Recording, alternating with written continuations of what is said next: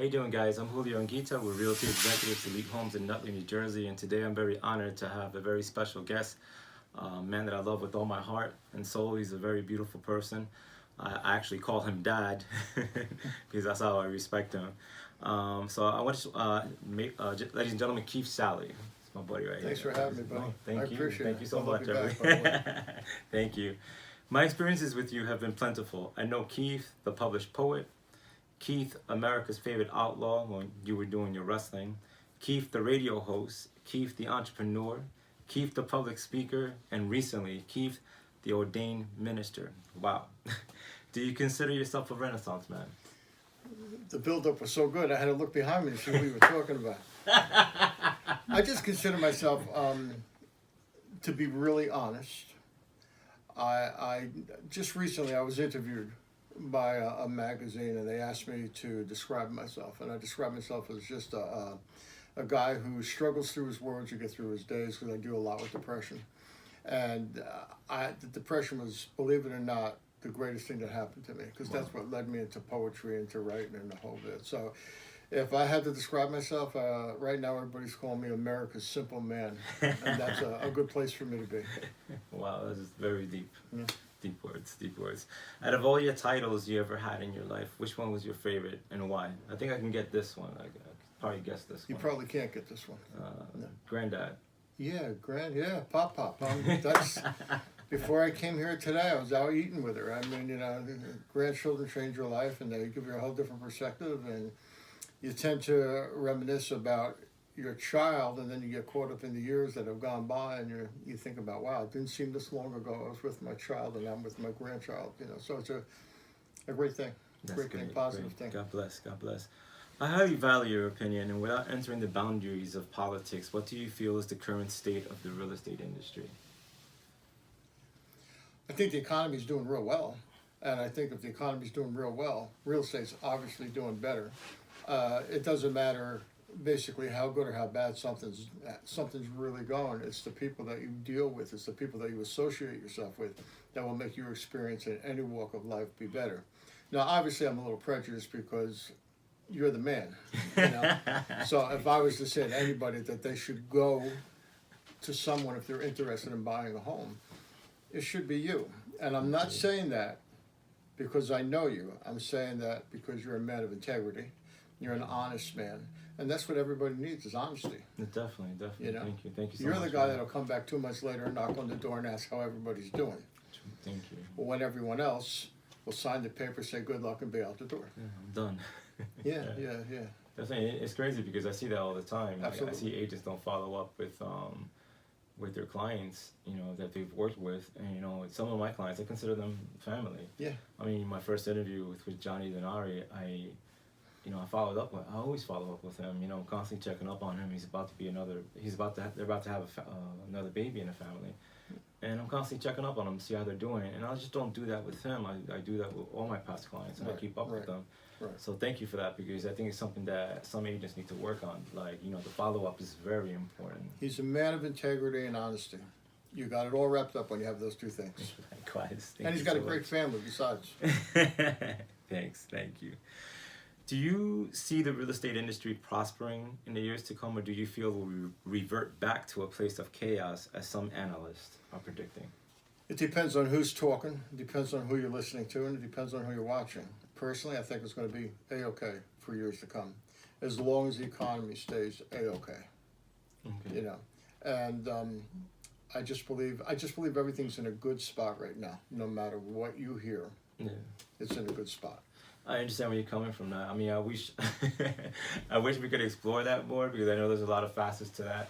A lot of people are obviously 50-50 on the subject. A lot of people fear, oh no, the gloom and doom is going to happen. I mean, obviously as a real estate agent, I don't want that to happen, because that's my business. But a lot of people are predicting that, and some of the people that are saying it, I wish they had more facts to back up what they're saying. when all the evidence is against them. I was like, wait a minute, like, you know, oh, you know, they just lowered the interest rates. Something's happening. I'm like, why are you predicting gloom and doom so early when you don't even know all the facets to that? I mean, what evidence are you using to support that? You know, so I'm seeing a lot of that where the people that are saying, no, the industry's going to be fine. It's going to continue to prosper. Oh, you know, we have safeguards in place to protect the, you know, home buyers and sellers, you know, from gloom and doom. But nobody's approaching that from that aspect, you know, and I like that you answered it the way you did. It's a wait and see game, but I think it's okay. Yeah, definitely. I agree with you. I know to some degree you study trends. How do you feel about the recent rumors of Amazon entering the global real estate industry? Do you feel it's just a rumor? Is there some degree to the credence of the possibility of this happening with such a corporation? Some are using the words it's going to be the Uber of real estate. What do you think?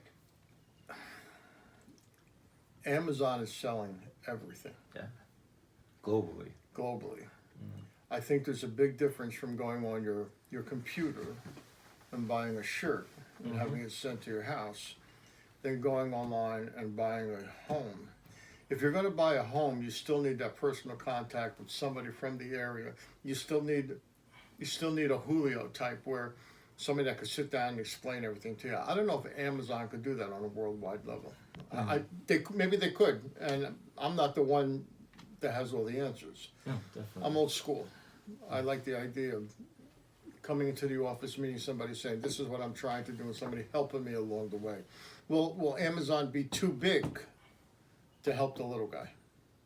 Definitely, I totally agree with that. I mean, that's one aspect, one perspective that people are now looking at. Although, I feel that from everything that I'm reading, Amazon is using realtor-friendly language. Right. Unlike Zillow, we all know what's going on the West Coast. Zillow is purchasing properties, and they're selling it for a 1% commission rate.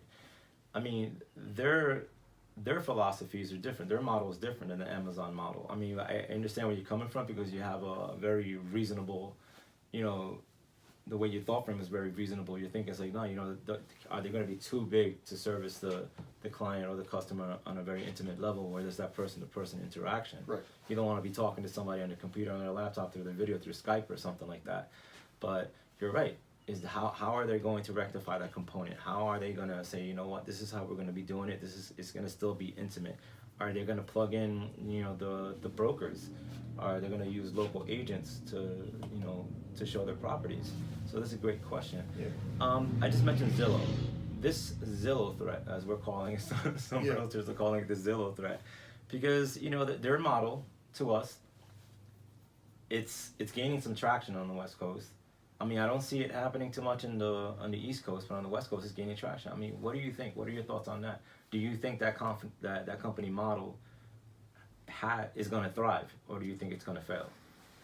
Again, you need the realtor to deal with. Is Zillow that big where if something goes wrong, where does the home buyer go to get any type of remorse from it? Does the home buyer, I'm going to buy a home from Julio.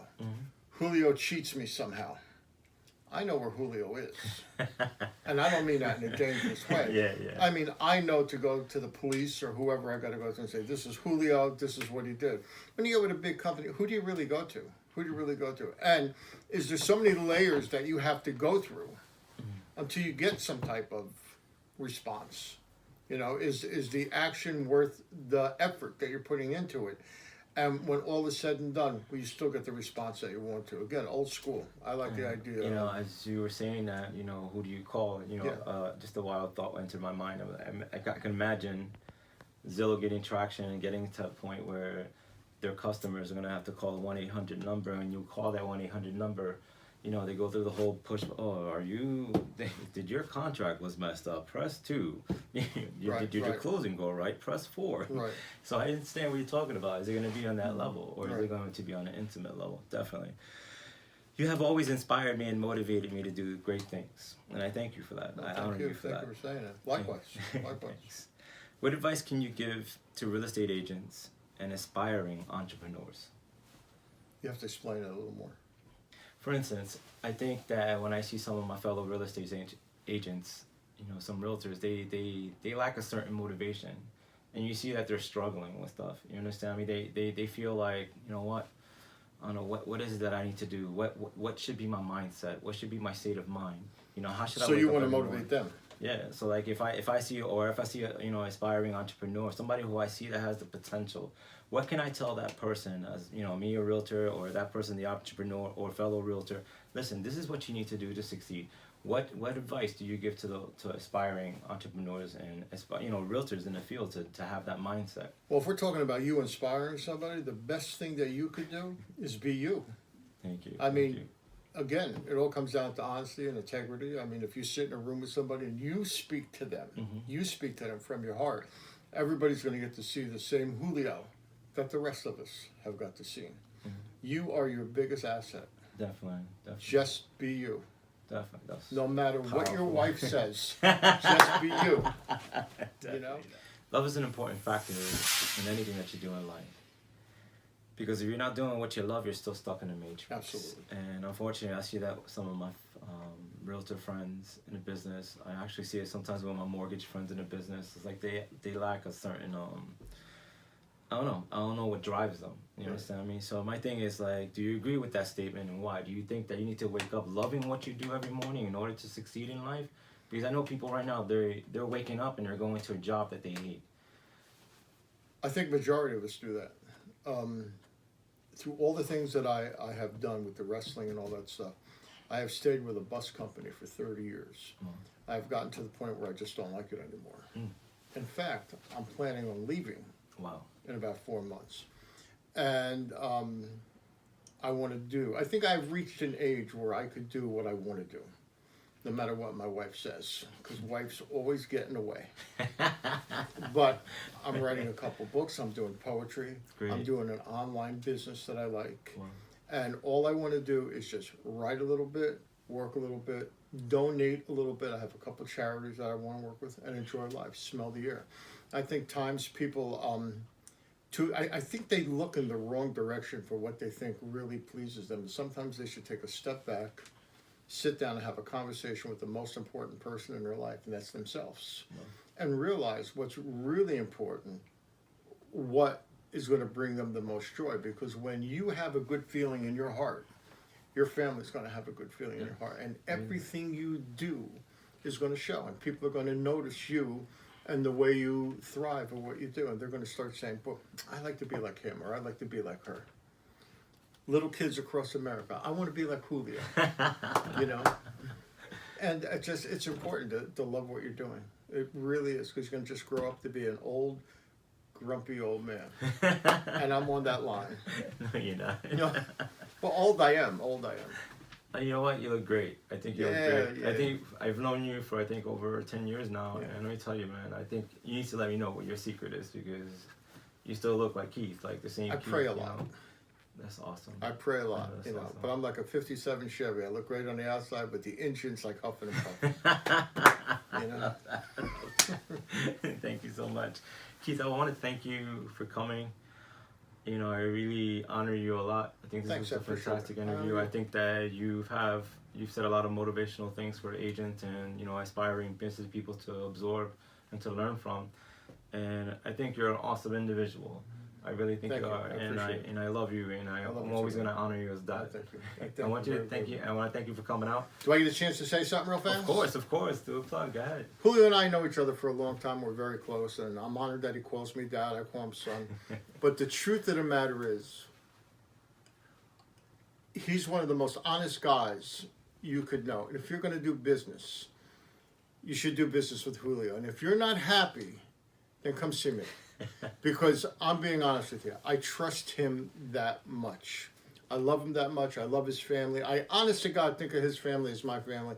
And I just appreciate him being in my life. So I really mean it. Julio's a great guy. You'll be a damn fool not to be associated with him. Thank you.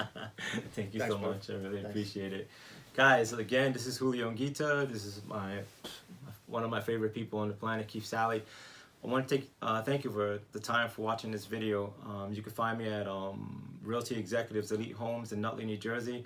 I'm new here. I'm starting here. We're actually in the office right now filming in the studio. We have our own studio where we film the videos. And I just want to thank you. If you're looking to buy or sell a home, you know, find me. I'm here in Nutley. I do Belleville, New Jersey. I work in the Patterson area. For any of your real estate needs, just give me a call, 973-900-2965, and I'll see you in the next segment. Take care, guys.